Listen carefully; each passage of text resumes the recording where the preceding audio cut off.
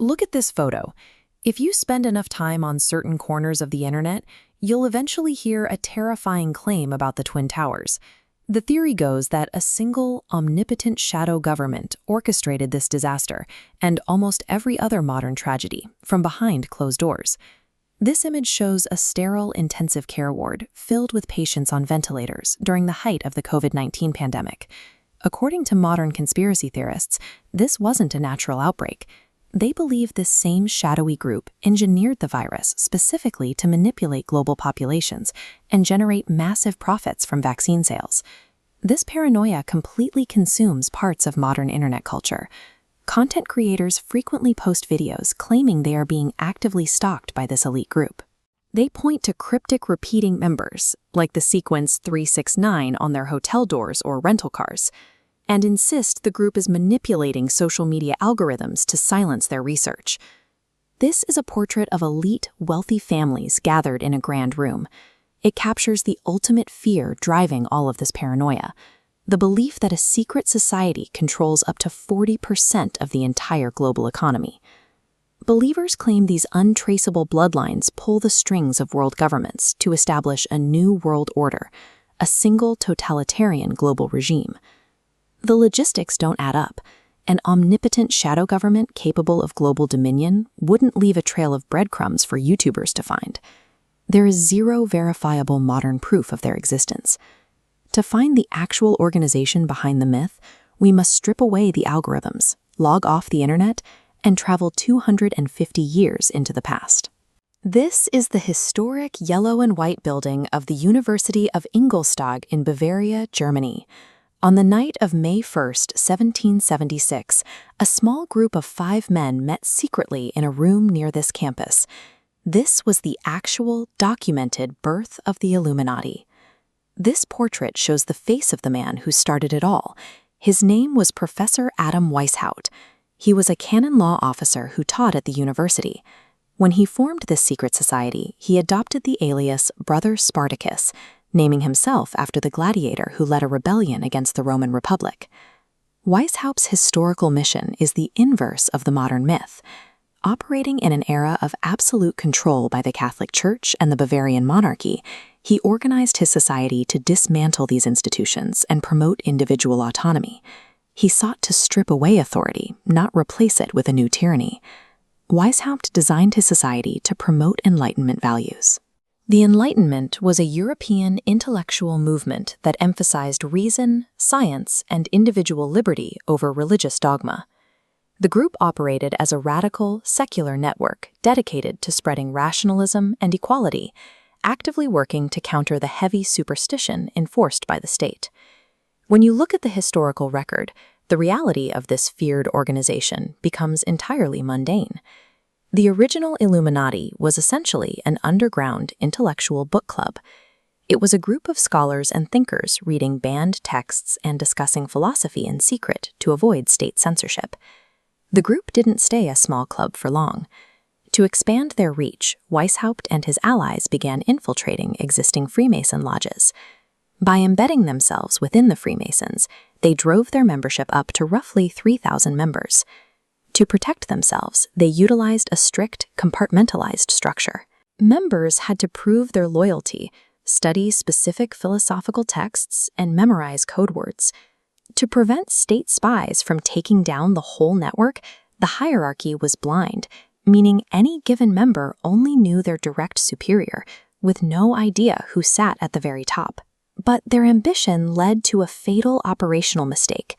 They began recruiting highly influential figures, including politicians, wealthy nobles, and religious officials. These were the exact people who already held power in the Bavarian state. Eventually, some of these insiders realized the group's anti-state goals, panicked, and leaked the society's secrets directly to the authorities. The reaction was swift and absolute. By 1785, the Bavarian government issued edicts completely banning the secret society. Authorities raided members' homes, seized their coded documents, and published their secret communications. Facing arrest, Professor Weishaupt was forced to flee Bavaria and live the rest of his life in exile. The historical record is entirely clear on this point. By the late 1780s, the organization known as the Bavarian Illuminati was dismantled, scattered, and dead. Which leaves us with the most interesting question of all. If the group was completely wiped out over 2 centuries ago, how did their name survive to become the ultimate internet boogeyman? The myth outlived the men almost immediately. Just a decade after the group was disbanded, paranoid authors in Europe began publishing books claiming the Illuminati had survived in secret. In 1797, writers like John Robinson falsely blamed the disbanded Intellectual Book Club for single-handedly orchestrating the violent upheaval of the French Revolution. For the next 2 centuries, the name drifted through popular culture purely as a fictionalized trope.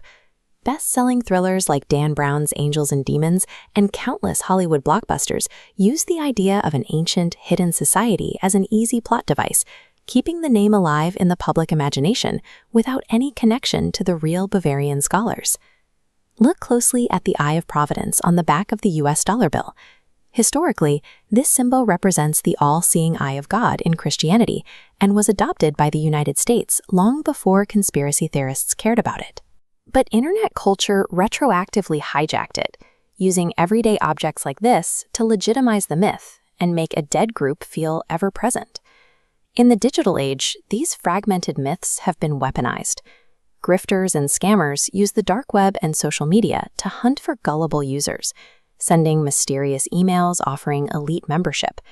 They twist the historical fiction into predatory scams, tricking people into paying hundreds of dollars in fake joining fees to become part of a society that doesn't actually exist.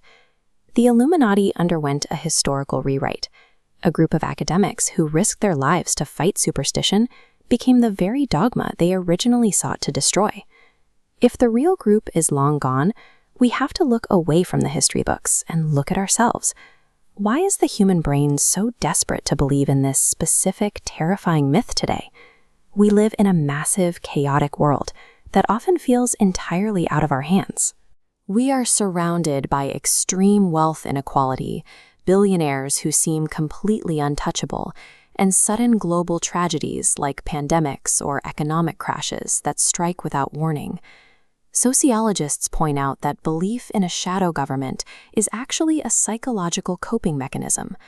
When human beings are faced with random, senseless chaos, we instinctively look for a pattern.